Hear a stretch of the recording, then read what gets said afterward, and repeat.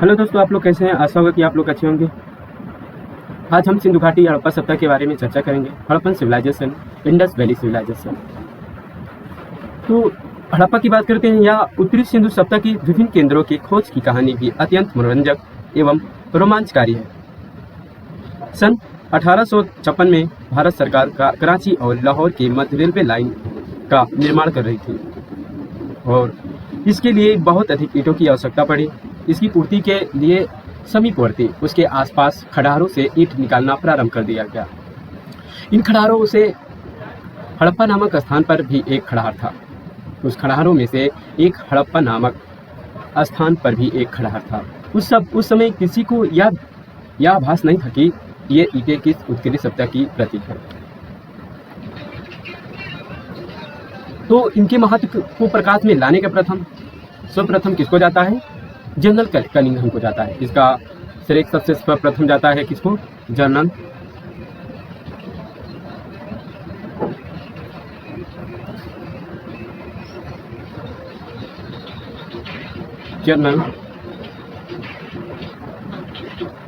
Cunningham.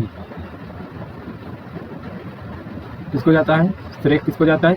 General Cunningham को जाता है, जो तत्कालीन भारत में पुरातत्व विभाग के निर्देशक थे। जो उस समय क्या थे? ये पुरातत्विक विभाग के निर्देशक थे। बाद में 1920 में ये राय बहादुर श्री, दयाराम साहनी और माधव स्वरूप वत्स के उत्खनन के सर्वेक्षण से स्पष्ट हो गया कि किसके राय बहादुर श्री,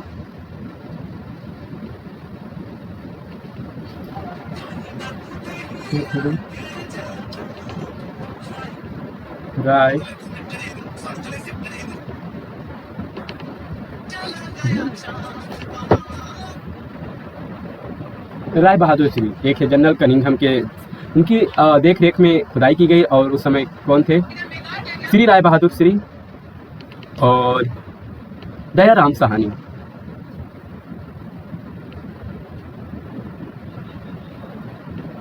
दयाराम साहनी थे। तो उत्खनन में सर्वेक्षण से यह स्पष्ट हो गया कि यह उच्च कोटि की सभ्यता का विकास हुआ था। इससे इस क्षेत्र को सर्वेक्षण के इसको देखरेख के आधार पर देखा गया कि यह उच्च कोटि की सभ्यता का विकास हुआ था। इसके केंद्र मोहनजोदाड़ो, हड़प्पा और बीचोली प्रांत में है, जो कि इसका क्षेत्र जिनका केंद्र था मोहनजोदाड़ो और हड़प्पा। सन 1922 में राखलदास बनर्जी कौन थे? राखलदास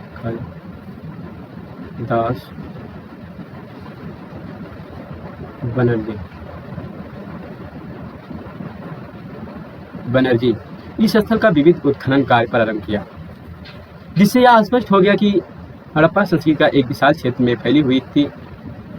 1925 ईस्वी में बात करते हैं तो मैके एक ये भी पुरातात्विक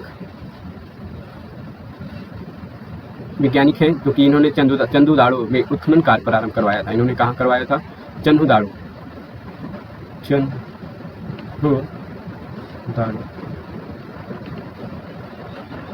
तो हड़प्पा सभ्यता का उद्भव तीसरी शताब्दी ईसा पूर्व के उत्तरार्ध में हुआ था। तीसरी शताब्दी के उत्तरार्ध में हुआ था। यह एक कांस्ययुगीन नगरी सभ्यता थी। यह क्या थी? एक कांस्ययुगीन। क्योंकि ये लोग क्या जानते थे? यहाँ से हमें कांस्य की अनेक पुरातत्व अवशेष प्राप्त हुए, जो कि टीन और शीशा से बनाने का टीन और कॉपर तांबा से ये लोग बनाना सीखते। कांस्य को गलाना जानते थे। कौन से जानते थे? हड़प्पा लोग के लोग।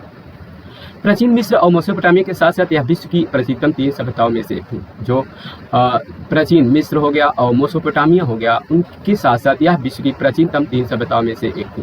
तीनों सभ्यताओं में से क्या थी? एक थी। यह सभ्यता सिंधु नदी तथा समकालीन पश्चिमोत्तर भारत और पूर्वी पाकिस्तान क्षेत्र से होकर बहने वाली घग्गर हकरा नदी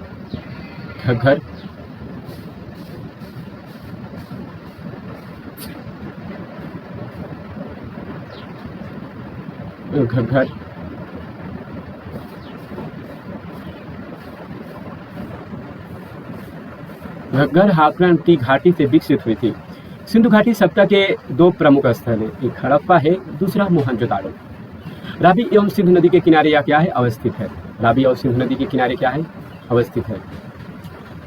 हड़प्पा, मोहनजोदाड़ो तथा इस सभ्यता के अन्य स्थलों की खुदाई से यह पता चलता है कि सिंधु घाटी सभ्यता अत्यंत विकसित नगरीय सभ्यता थी। इनसे खुदाई, हड़प्पा और मोहनजोदाड़ो की खुदाई के स्थलों की खुदाई हुई तो हमें यह पता चला कि सिंधु घाटी सभ्यता जो थी अत्यंत विकसित नागरिक सभ्यता थी, क्योंकि यहाँ की निवास रहने की प्रक्रिया और यहाँ पे टाउन प्लानिंग, घर बनाने की विधि और यहाँ पे अनेक तत्वों से अनेक स्थलों से हमें ऐसे उनकी उत्कृष्टता के बारे में पता चलता है जो हड़प्पा मोहनजोदाड़ो की सभ्यता से। तो सिंधु घाटी सभ्यता अत्यंत विकसित नगरीय सभ्यता थी। एकदम विशिष्ट नगरीय सभ्यता और निर्माण कौशल के तत्व उपस्थित थे, जो कि निर्माण जो थे कौशल, स्किल, हुनर के तत्व के अवस्थित थे। जो वहाँ से हमें तत्व प्राप्त हुए वह स्किल अर्थात मतलब वो हाथों से बनाए हुए थे। ऐसा प्रतीत होता है कि ये लोग कुशल थे। हड़प्पा और मोहनजोदाड़ो के नगर नियोजन प्रणाली नगर नियोजन के प्रारंभिक उदाहरण में से, जो कि सब बात करते हैं नगर नियोजन प्रणाली। हड़प्पा और मोहनजोदाड़ो की नगर नियोजन प्रणाली जो है वह प्रारंभिक उदाहरणों में से एक है। जो कि उदाहरण की बात करते हैं तो उनकी टाउनिंग प्लानिंग जो थी नगर नियोजन प्रणाली।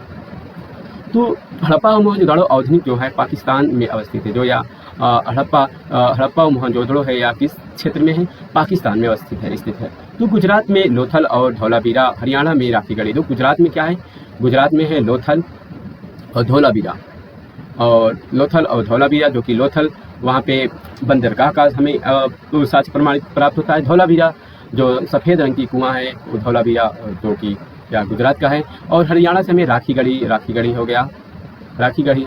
और पंजाब से रोपड़ से हमें धान की भूसी प्राप्त होती है। और राखीगढ़ी जो है, राखीगढ़ी से भी हमें अनेक साक्ष्य प्राप्त होती है, जो कि हल का प्राप्त राखीगढ़ी से हमें हल के साक्ष्य प्राप्त हुए हैं। वही राजस्थान कालीबंगा से काले रंग की चूड़ियाँ, वहाँ से हमें हवन अग्नि के जलने का राख प्राप्त हुआ है। अग्नि जो कि कालीबंगा होता है, काले रंग की चूड़ियाँ। और बालाथाल इस सभ्यता के अन्य प्रमुख केंद्र थे।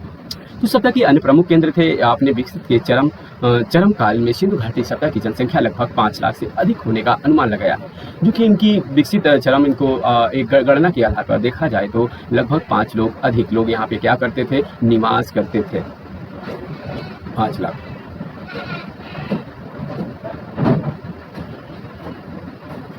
ये है मोहनजोदाड़ो और ये जो आप इंडिया बॉर्डर है।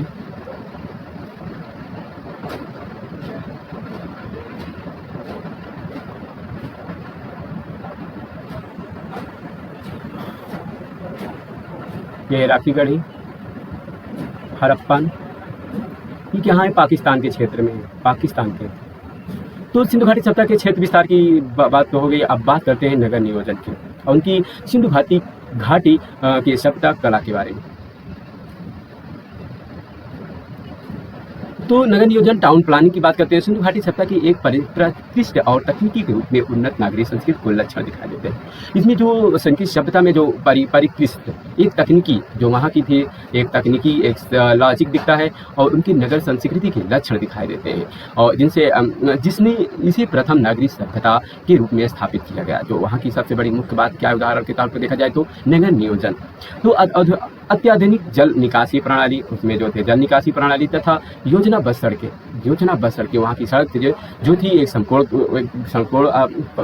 स्थान पर काटती थी। और घरों से पता चलता है कि आर्य के आगमन से पहले भारत में एक अति विकसित संस्कृति का अस्तित्व था। जो आर्य के आगमन से पहले भारत में एक विकसित संस्कृति के अस्तित्व था, हमें पता चलता है। राइट, आर्यों के आगमन से भारत में एक अति विकसित संस्कृति का अस्तित्व था। सिंधु घाटी सभ्यता की स्थलों की खुदाई अंग्रेजों द्वारा स्थापित भारतीय पुरातात्विक सर्वेक्षण की देखरेख में हुई थी।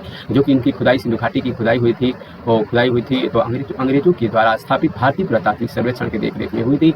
और सिंधु सभ्यता के नगर नियोजन की प्रमुख विशेषताएं निम्नलिखित। इनकी विशेषताओं की बात करते हैं तो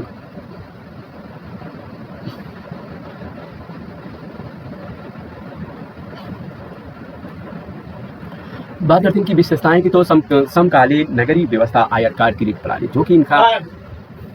जो इनका ग्रिड प्रणाली थी, अर्थात मतलब एक 90 डिग्री पर काटना, एक जाली के आकार एक जाल के आकार होता था, जो कि इनकी आयताकार ग्रिड प्रणाली पर आधारित थी। इस प्रणाली की सड़कों एक दूसरे को कितनी गाढ़े समकोण पर काटती थी। तो इस सब बात करते हैं। इस सभ्यता के लोगों ने मुख्यतः 3 प्रकार के भवनों का निर्माण किया। एक निवास गृह, जहाँ पे वो लोग क्या करते थे, निवास करते थे, और स्तंभों वाले बड़े हाल, जो कि स्तंभे वाले जो बड़े हाल थे, वो ऐसा प्रतीत होता है, हाल जो होते थे वहाँ अन्नागार होगा या सार्वजनिक स्थान होगा, जहाँ पर एक दूसरे या कोई बाजार लगता होगा, या ऐसे भी प्रतीत होता है कि हो सकता है या बड़े लोग धनी लोगों का था, जो राजा पुरोहित थे उनका हो सकता है। और एक क्या था, सार्वजनिक स्नानगार।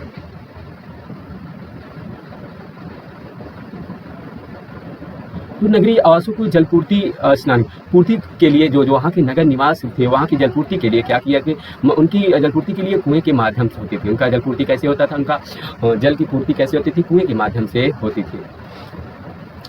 प्राचीन सिंधु घाटी स्थलों प्राप्त सीवरेज और जल निकासी प्रणाली समकालीन किसी अन्य नगरीय स्थल से पाई गई प्रणाली की तुलना से कहीं अधिक उत्तम थी। जो कह रहे हैं कि प्राचीन सिंधु घाटी स्थलों में प्राप्त सीवरेज और जल निकासी, जो वहाँ की जल निकालने की, उस शहर से जल को बाहर निकालने का जो प्रणाली थी, वह समकालीन किसी भी नगरीय स्थल पर पाई गई प्रणाली की तुलना में कहीं अधिक थी। वह मिस्र और मेसोपोटामिया से अधिक दिखती है। वहाँ की जो शिविर थी, जो जल निकासी थी, जल निकालने का, जल को बाहर शहर से बाहर करने का, वह एक क्या कहते हैं, तुलना में कहीं अधिक उत्पन्न होती है, वहाँ अधिक दिखती है।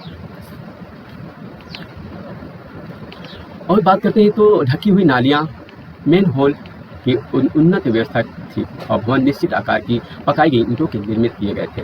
जो सबसे बात करती है, जो ढकी हुई नालियाँ, जो नालियाँ होती थी उसको ढक दिया जाता था, और जैसे नाली हो गई, इसको क्या कहते हैं, पाटा लगा दिया जाता था, राइट,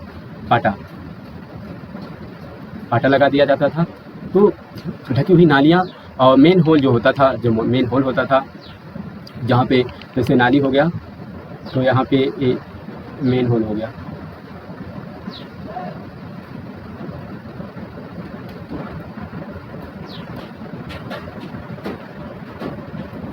जो मेन होल होता था,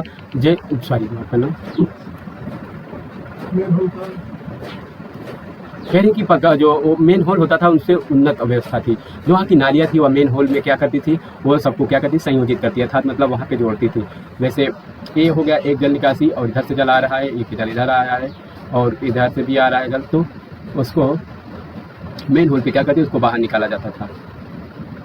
और भवन निश्चित आकार की पकाई गई ईंटें, जो वहाँ की भवन होती थी, वहाँ की पकाई गई ईंटें से होती थी, अच्छे से होती थी। इन ईंटों की प्रचलित आकार के अनुपात बात करते हैं, 4:2:1। इनके अनुपात की बात करते हैं, 4:2:1।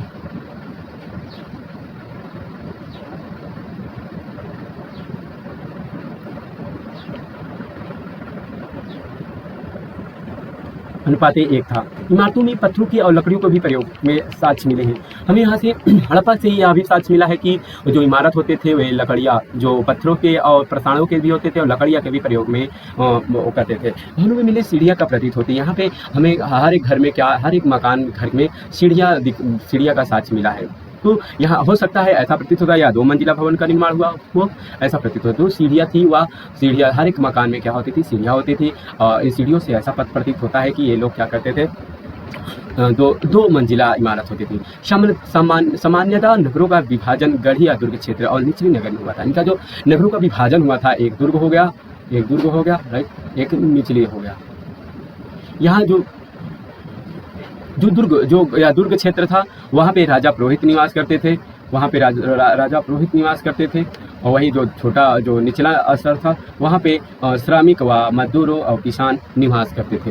तो हालांकि कहीं कहीं अनेक अपवाद भी हैं, जैसे धौलावीरा नगर 3 भागों में बांटा हुआ है। तो धौलावीरा के में हमें साक्ष्य प्राप्त हुए, वहाँ पे हमें 3 भागों में मिला हुआ है। तो राखीगढ़ी दुर्ग कुलीन वर्गों के लोगों बस्तियाँ प्रतीत होती है। जो गढ़ी या दुर्ग था, जो दुर्ग होता था, जो बाउंड्री चारों तरफ होती थी, बाउंड्री होती थी, जो था वह क्या था, कुलीन वर्ग।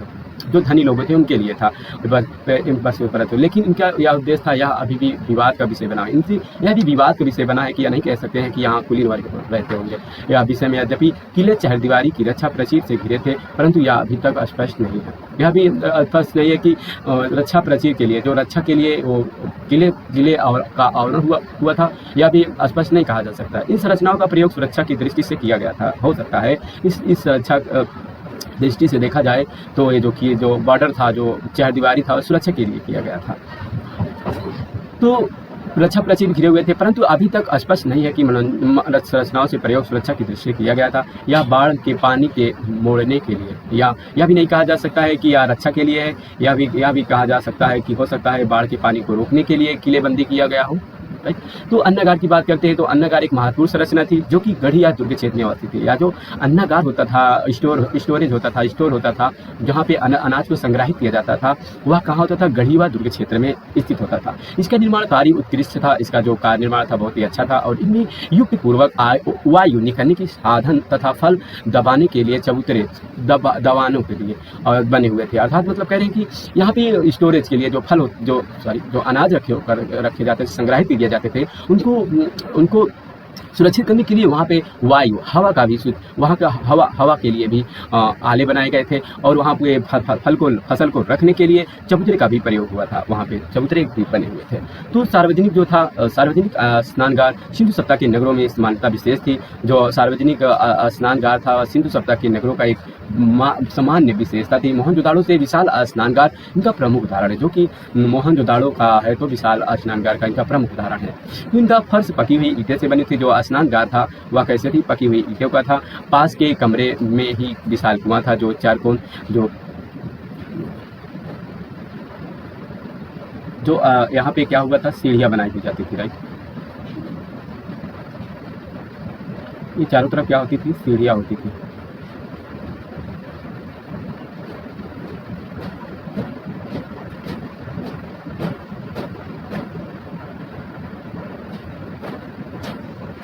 यहाँ पे चबूतरा होता था और यहाँ पे क्या होता था? कुएं होते थे, कुआं। और यहाँ पे क्या होता था? जल निकासी के लिए पाइप लगी हुई थी, राइट। इसको जल को बदलने के लिए पाइप लगी हुई थी। यहाँ पे छोटे छोटे आले बने हुए थे। आले अर्थात मतलब हो सकता है या धार्मिक स्थलों से भी मान्यता रखते हैं, या कहते हैं कि यहाँ पे धार्मिक या धार्मिक स्थान है। यहाँ पे लोग अपनी मान्यताओं और धार्मिक में लुप्त होकर यहाँ पे स्नान करते थे और पवित्रता को प्राप्त करते थे, यह भी कहा जा सकता है।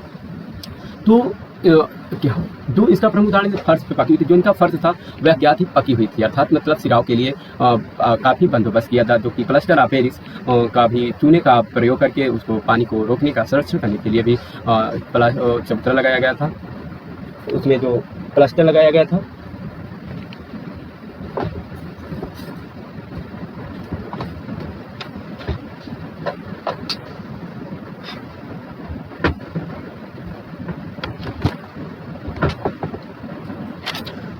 और पास के कमरों में विशाल कुआं था। जो उनके पास में कमरे थे वहाँ पे विशाल बहुत बड़े बड़े कुएं होते थे, विशाल कुएं होते जिसमें पानी निकालकर हैज में डाला जाता था।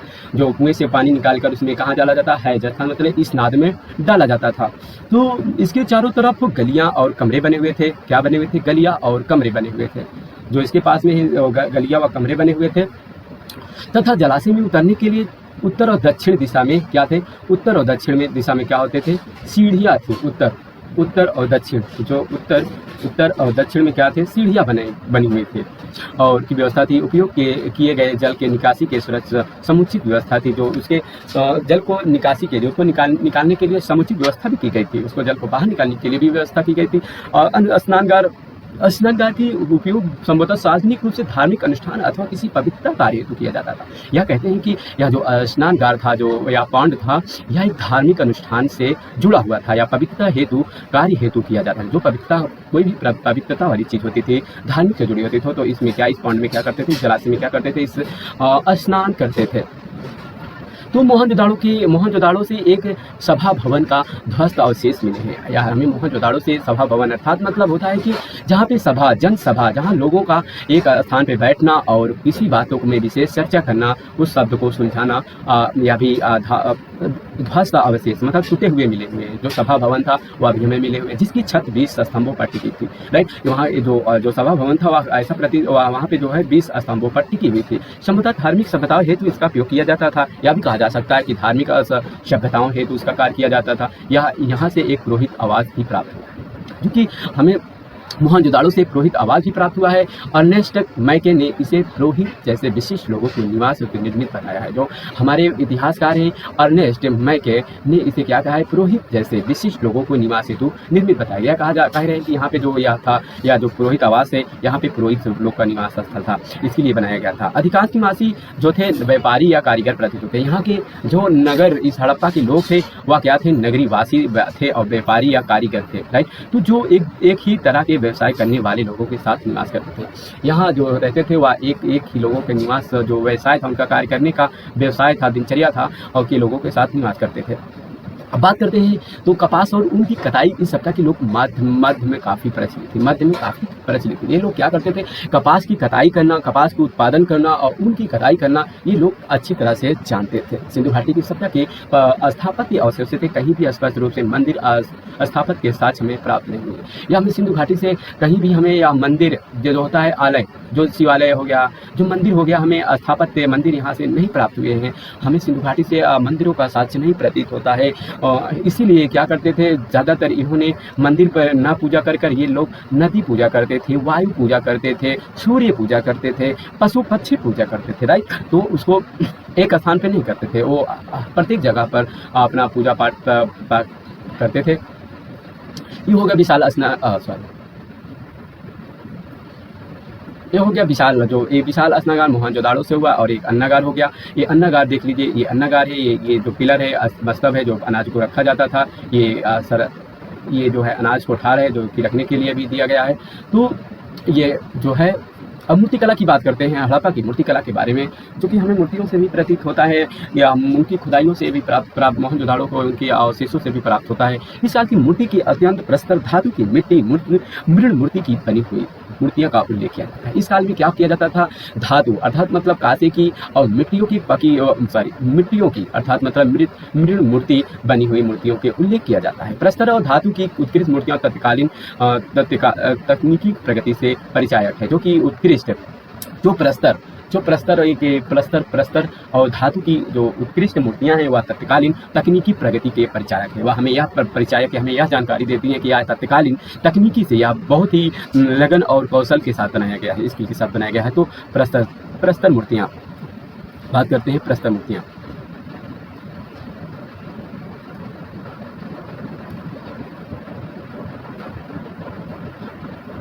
तो हड़प्पा और मोहनजोदाड़ो से प्राप्त प्रस्तर मूर्तियां त्रिविमी हैं, जो कि हमें हड़प्पा मोहनजोदाड़ो से मूर्तियां प्राप्त हुई क्या है, त्रिविमी हैं, 3 कोणीय हैं। प्रस्तर मूर्तियां बैठी आसन में अथवा खड़ी आसान दोनों मुद्रा में। यहाँ की जो प्रस्तर मूर्तियां हमें प्राप्त हुई है, और या एक बैठी हुई बैठी अर्थात मतलब आसन बैठी हुई अवस्था में मिलती हैं, और खड़े हुई अवस्था में मूर्तियां प्राप्त हमें मिलती हैं, यहाँ से मिलती हैं। राइट, तो प्रस्तर मूर्तियों में 2 पुरुष आकृति हैं। एक लाल बलुआ पत्थर से बनी हुई धड़, एक लाल बलुआ की पत्थर बनी हुई धड़ प्रतिमा है। तो दूसरी वाली सेलखड़ी की बनी हुई दाढ़ी युक्त अवच्छ प्रतिमा एक है। बात करते हैं हम, जो एक है धड़ अर्थात मतलब एक पुरुष का धड़ प्राप्त हुआ है,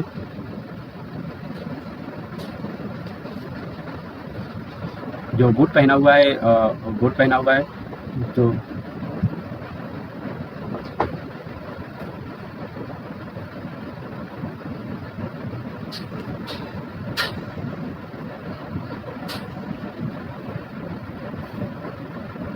जो दाढ़ी वाले बाबा की बात करते हैं, तो दाढ़ी वाले बाबा की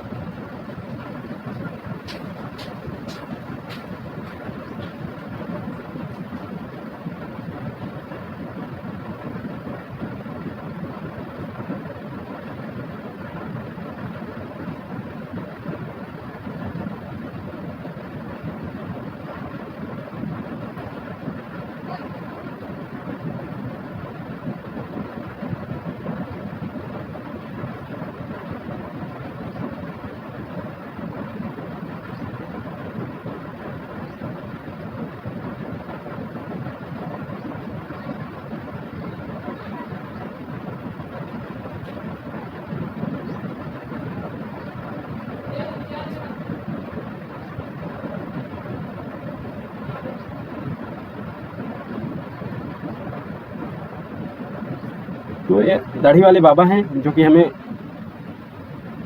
बैठी हुई आसन अवस्था में प्रतीत होती है।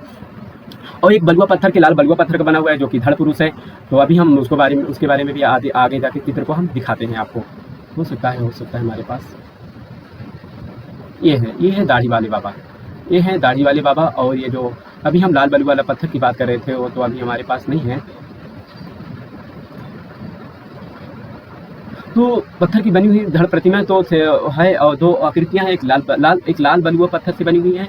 तो इसके बारे में हम दिखा ही देते हैं आपको। लाल बलुए की बात करते हैं तो ये गेरुआ रंग की है, राइट, जो कि ऐसे मूर्तियां हैं जो कि टूटी हुई है।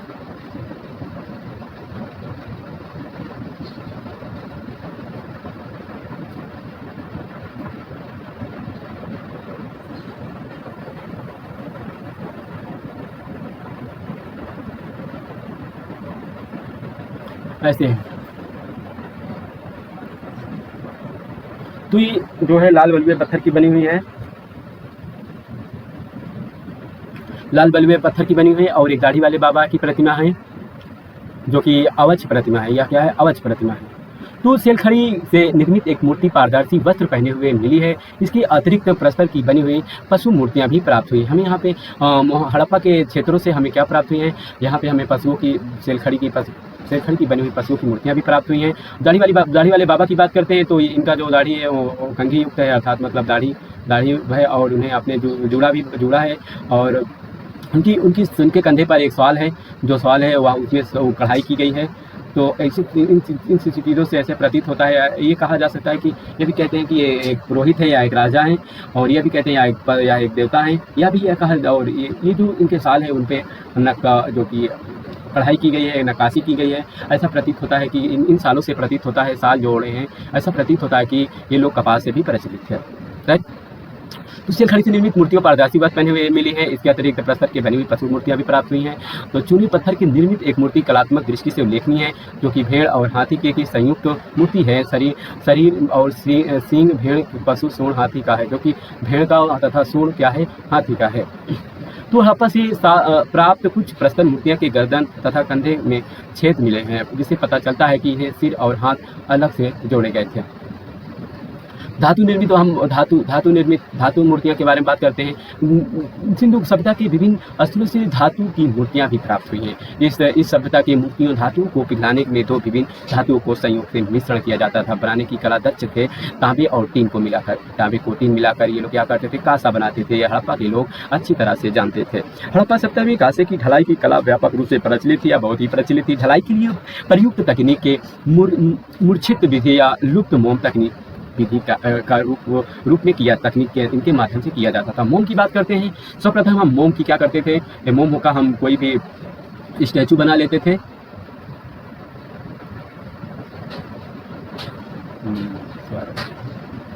जैसे मान लो हमको कोई मूर्ति बनानी, सॉरी हम साइंस के आधार पर बताते हैं।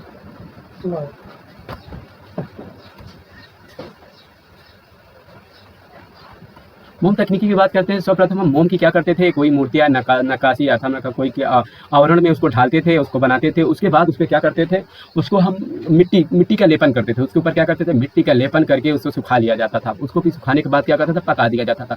पकाने के बाद क्या होता था? पकाने के बाद होता था उसमें एक छिद्र होता था, और जो छिद्र होता था, पकाने के बाद मोम गलता था तो उससे बाहर हो जाता था। अर्थात मतलब उस मोम गल के बाहर हो जाता था और एक ऊपरी आवरण, एक साँच प्राप्त हो जाता था। उस साँच में फिर हम कांसा को डालकर एक मूर्ति या कोई नक्काशी का आयाम प्राप्त कर लेते थे, राइट। तो ढलाई के लिए प्रयुक्त तकनीकी जो मोम तकनीकी थी रूप में जाना। तकनीकी के अंतर्गत सर्वप्रथम मोम से बनी हुई आकृति पर मिट्टी के एक परत चढ़ाकर सुखाया जाता था। तत्पश्चात इस गर्म किया जाता था, जिससे पिघल हुआ मोम आवृत मिट्टी के तल के छोटे छेद के माध्यम से बाहर निकल जाता था। अब खोखले साँचे द्रवित कांसे या किसी अन्य धातु से भरा जाता था। जब धातु ठंडी हो जाती थी तो मिट्टी को निकाल दिया जाता था। कालीबंगा और दायमा बाँस से सांचे ढली हुई मूर्तियाँ उत्कृष्ट नमूने से प्राप्त हुई। कांसे से बनी मूर्तियों में हमें मानव के साथ साथ पशु आकृतियां भी प्राप्त हुई हैं। इन कांसों की मूर्तियां के अलावा हमें इन कांसों से बने हुए क्या पशु और पशु की आकृतियां भी प्राप्त हुई हैं। मोहनजोदाड़ो से प्राप्त नर्तकी डांसिंग गर्ल के कांस्य इसका उत्कृष्ट उदाहरण है। हम कांस्य के उदाहरण की एक नमूना पकड़ा देखते हैं तो ये डांसिंग गर्ल है, जो कि ये कांसे की बनी हुई है। इसके हाथों में बाजुओं में एक अभय मुद्रा अर्थात मतलब डांसिंग के इसका जो दाहिना हाथ है वह कमर पर टिकी हुई है और जो बायां हाथ है वह घुटने पर टिका हुआ है। ऐसा प्रतीत होता है या एक डांस नृत्य अवस्था में है। इसके बाजूबंद जो थे, इसके बाजुओं में क्या थे, इनके बाजुओं में कड़े थे अर्थात मतलब कड़े चूड़ियां पहनी हुई थी जो चूड़ियां। और यह भी देखा गया कि ये ताबीज भी पहनी हुई है, ताबीज भी पहनी हुई है और ये बालों में आपने जूड़े लगाई हुई है। उसका जो नयन है अर्ध नयन अपने नयन को अर्ध अवस्था में खोली हुई है और यह निरस्त अवस्था में है। इसमें कोई भी वस्त्र पहनाया नहीं गया है। ये दाढ़ी वाले बाबा हैं जो कि मूर्तिकला की बात करते हैं तो मूर्तिकला टेराकोटा आग में पकी हुई मिट्टियां को कहते हैं, राइट। तो ये हस्त निर्मित थे। इनको क्या करते थे, हाथों से बनाया जाता, जिसमें पिंचिंग विधि का प्रयोग किया जाता था। सिंधु घाटी के लोगों को मिट्टी और मूर्तियों का भी निर्माण किया। जो सिंधु घाटी के लोग थे वो लोग क्या करते थे, मिट्टियों की मूर्तियों का भी निर्माण करते थे और परंतु प्रस्तर और कांस्य मूर्तियों की तुलना में मृण मूर्तियां का निरूपण अपरिष्कृत है। तो ये गुजरात के कई स्थलों से हमें कालीबंगा वास्तविकता से अधिक निकट है, जो कि उदाहरण के तहत यहाँ से मृण देवी और पहिया वाले खिलौने, गाड़ी, सीटी, पक्षियों आदि पशुओं की अत्यधिक मृण मूर्तियां प्राप्त हुई हैं। कहाँ से प्राप्त हुई हैं, कालीबंगा। यह है, इसको उर्वरता देवी नाम से जाना जाता है, अर्थात मतलब यह कृषि से जुड़ी हुई है। यहाँ पे हमें पहिया युक्त खिलौना गाड़ी प्राप्त हुआ है। और अब बात करते हैं मोहर की। सिंधु सभ्यता की मोहरों सामान्यतः वर्गाकार, आयताकार, गोलाकार या त्रिकोणीय आकार की होती थी, जो मुख्यतः पत्थरों से निर्मित होते हैं। सिंधु घाटी की सभ्यता जो मोहर होते थे वह वर्गाकार होते थे, आयताकार होते थे और गोलाकार भी होते थे और त्रिकोणीय भी होते थे। तो कंचाली मिट्टी अर्थात कंचाली अर्थात मतलब गोली मिट्टी, जो कंचाली मिक्स होता है गोली। तो कंचाली मिट्टी, गोमोद, चाट मिट्टी आदि के टुकड़े से निर्मित मोहरों को भी सभ्यता से संबंधित स्थलों से प्राप्त हुई है।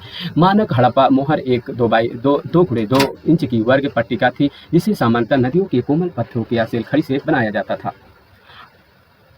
प्रत्येक मोहर चित्राक्षर लिपि में छपे पशु छापे के साथ उत्कीर्ण है, जिसका अर्थ सभी स्पष्ट हो नहीं सका।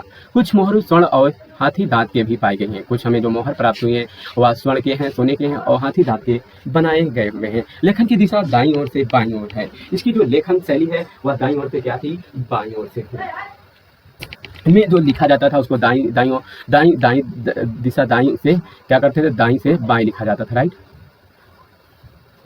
इन मोहरों पर विविध रूपांकन है। इन मोहरों पे क्या है, विभिन्न रूपांकन है, उत्कीर्ण है, जो कि नक्काशियां की गई है, जिनमें पशु का अंकन प्रधानता है। बात करते हैं इन नक्काशियों में सबसे प्रधानता किसकी है, पशु की है। इनमें बैल, हाथी, बाघ, बकरी आदि पशु सम्मिलित है। इनमें क्या चित्र, बैल का है, हाथी का है, बाघ का है और बकरी का भी पशु सम्मिलित है। इनमें सबसे महत्वपूर्ण उदाहरण पशुपति शिव की है, राइट। सबसे बात करते हैं पशुपति की। तो इस मोहर में आसीन मुद्रा में योगी को दर्शाया गया है, जो संभवतः पशुपति शिव है। इस योगी का अलग बगल जो है चारों ओर है पशु, जो कि गैंडा है, भैंसा है, हाथी है और बाघ है। सिंहासन के नीचे मृग दर्शाया गया है, मृग में हिरण को दर्शाया गया है। पशुपति का अर्थ है कि पशु का स्वामी। यह ऐसे प्रतीत होता है ऐसा उनके सिर पर सिंह है और वह अभय मुद्रा, वह बैठे हुए आलथी पालथी मार के अपने आसन में बैठे हुए हैं। उसके चारों ओर गैंडा, भैंसा, हाथी, बाघ और उसके नीचे वाले पट्टिया में मृग दर्शाया गया है। तो ऐसा प्रतीत होता है कि यह क्या है, पशु के स्वामी है। तो यह मोहर संभवतः हड़प्पाकालीन सभ्यता का प्रकाश डालती है।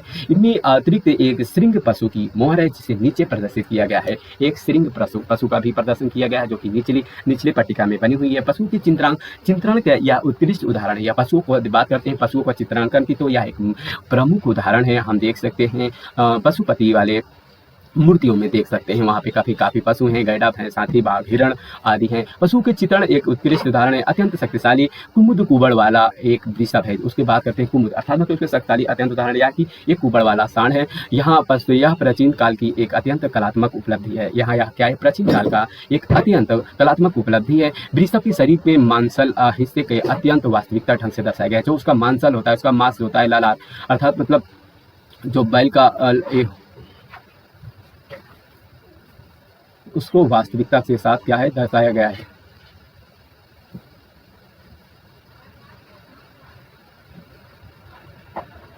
कुबड़, उसका कुबड़ से क्या क्या बहुत क्या कहते हैं उसको, बहुत ही कुमुद कुबड़ वाला एक वृषभ है जो यहाँ पर चिंता का अत्यंत कलात्मक उपलब्धि है। वृषभ के शरीर पे मांसल, उसके जो मांस है बहुत ही अत्यंत वास्तविकता, ऐसा प्रतीत वास्तविक दर्शाया गया है। कहीं कहीं वृक्षों, पत्तियों, टहनियों, पशुओं, आकृतियों का भी अंकन सूक्ष्मता से किया गया है। यहाँ पे इसमें यह भी दिखाया गया कि कहीं कहीं पे हमें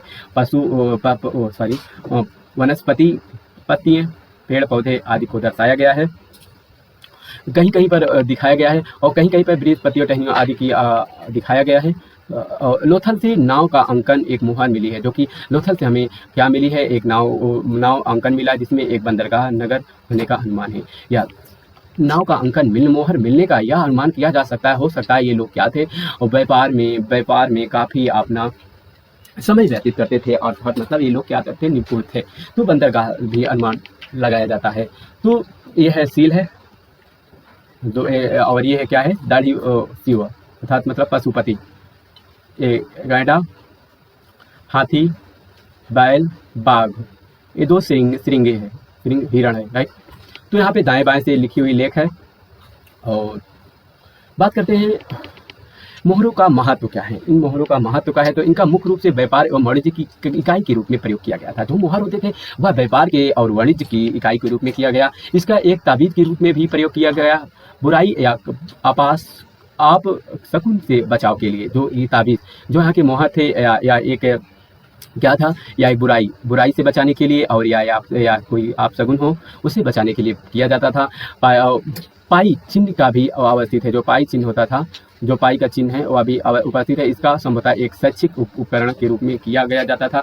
हड़प्पाई नगरों का मेसोपोटामिया के मध्य व्यापारिक और राजनीतिक संबंधों की जानकारी भी हमें यहाँ से प्राप्त मोहरों से मिलती है। हमें यहाँ हड़प्पा से जो मोहरें प्राप्त होती हैं वहाँ से हमें ऐसे कुछ उत्कीर्ण होते हैं, उसमें चित्रित उत्कीर्ण होते हैं, जो कि हमें यह दर्शाता है कि मेसोपोटामिया और उसके मध्य राजनीतिक संबंधों की जानकारी हमें क्या होती है, प्राप्त होती है।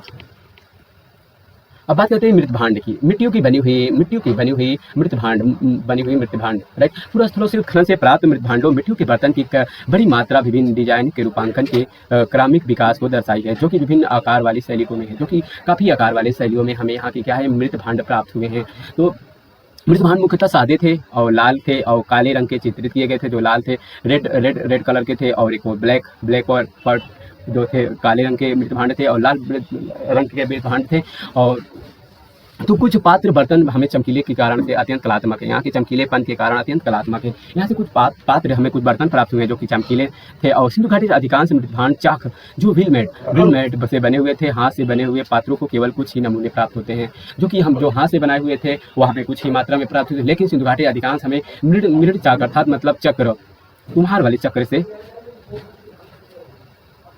हमें व्हील उससे बनाए हुए अधिक मात्रा में हमें क्या होते यहाँ के हमें प्राप्त होते हैं। चित्रित मृत भांडों की तुलना सादे मृत भांड अधिक प्राप्त है। चित्र मृत भांड जो होते थे, मिट्टियों के जो होते थे, मृत भांड होते थे, मिट्टी होते थे, हमें सबसे चित्रित सबसे कम मिले हैं, वही सादे सबसे अधिक प्राप्त हुए हैं। सादे मृत भांड प्राय लाल चिकनी मिट्टी होते, जो सादे थे वह किसी थे लाल चिकनी मिट्टी के, जिन पर कभी कभी लाल या धूसर रंग का लेप किया जाता था, लाल व धूसर का लेप किया जाता था। और कहीं कहीं पर काले रंग से चित्रित बर्तनों पर लाल रंगों के लेप, पतली परत जिसमें चमकीले रंग से ज्यामितीय आकृति वनस्पति पशु पक्षी का किया जाता था। जो हमें मृत भांड प्राप्त हुए हैं उसमें क्या है, उसमें ज्यामिति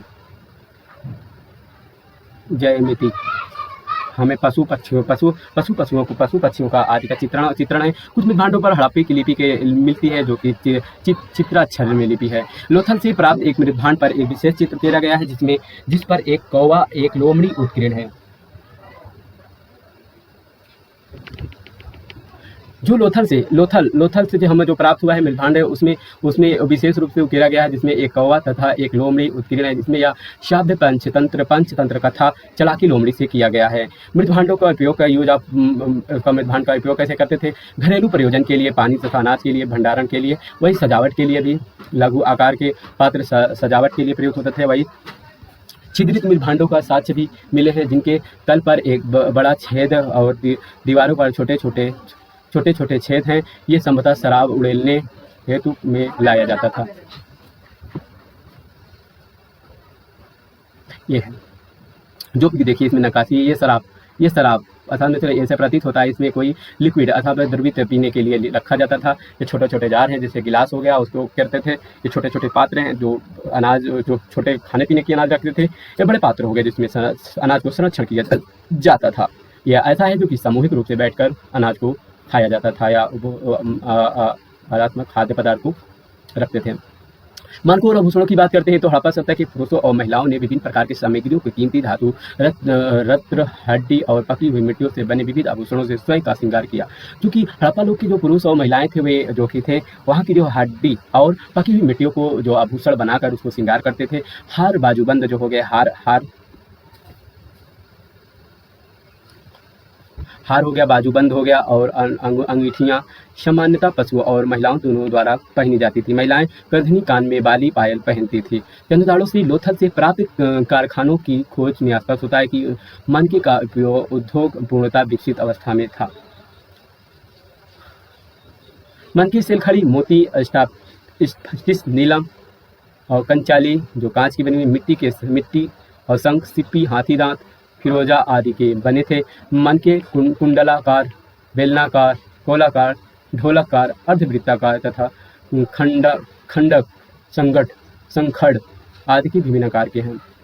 बेलनाकार मनके जो थे, मनके सिंधु घाटी सभ्यता के सर्वाधिक लोकप्रिय थे। इनके मनके निर्माण के उन्नत तकनीक कौशल की प्रयोग किया जाता था। जो उनको बनाने की करता था वो बनाने की अच्छे कौशल की तकनीक का प्रयोग किया जाता था। जो मनके होती थी इसमें गुड़िया डाला जाता था, राइट, और कुछ छोटे छोटे प्राप्त होते हैं।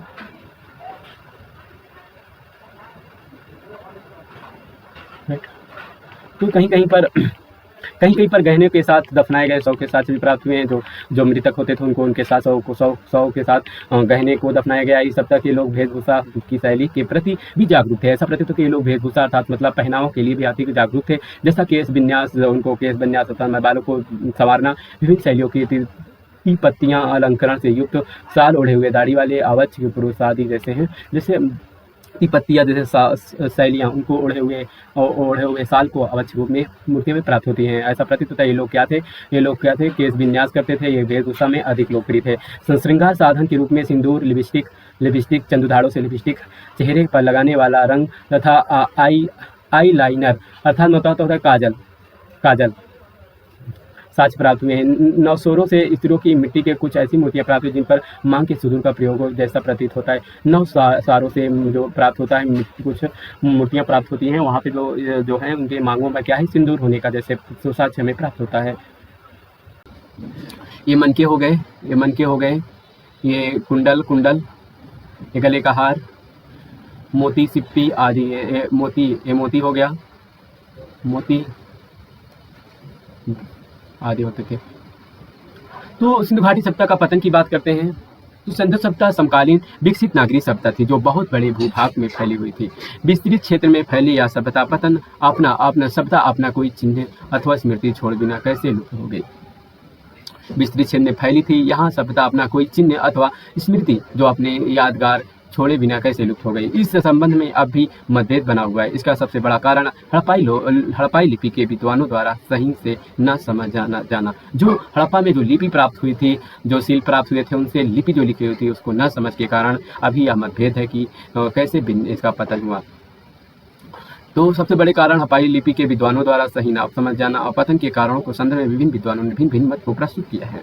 परिस्थितिकी अंशोधन जो यहाँ का परिस्थितिकी है उसका असंतुलन के कारण, सूखे में सुक्तका में वृद्धि, घग्घर नदी का सूख जाना और बाढ़ के कारण हो सकता है, और जल प्लावन अर्थात मतलब जल के बहाव के बाह्य आक्रमण जो हो गया आर्य का आक्रमण जो कहते हैं कि आर्य के आक्रमण से, और प्रशासनिक शिथिलता जो होती है, प्रशासनिक शिथिलता मतलब क्षीण हो जाने के कारण पतन हो गया, या जलवायु परिवर्तन जो वातावरण इन्वायरमेंटल जलवायु के परिवर्तन के कारण हो गया, या कोई महामारी आई थी, राइट। तो सिंधु घाटी सभ्यता की पतन के पश्चात वास्तुकला की बात करते हैं। इस सभ्यता की पतन के बाद जो वैदिक आर्य वे लकड़ी, बांस और सरकंडे के मकानों में रहते थे लोग लगे। आर्य संस्कृति मूलतः ग्रामीण और कृषक संस्कृति थी। अतः इस काल में बड़े एवं अस्थायी भवनों का अभाव मिलता है। आर्यों ने अपनी शाही महलों को बनाने के में लकड़ी जैसी सामग्रियों का प्रयोग किया करते थे, जो कि नष्ट प्राय थी और नष्ट होने वाली थी। वे समय बीतने के नष्ट हो गए, समय के बीतने के उपरांत क्या हो गए, वो नष्ट हो गए। वैदिक काल का एक महत्वपूर्ण पहलू वेदी बनाना था, जो शीघ्र ही लोगों को सामाजिक धार्मिक जीवन के आधार पर बन गए। वेदी जो होता था, वेदी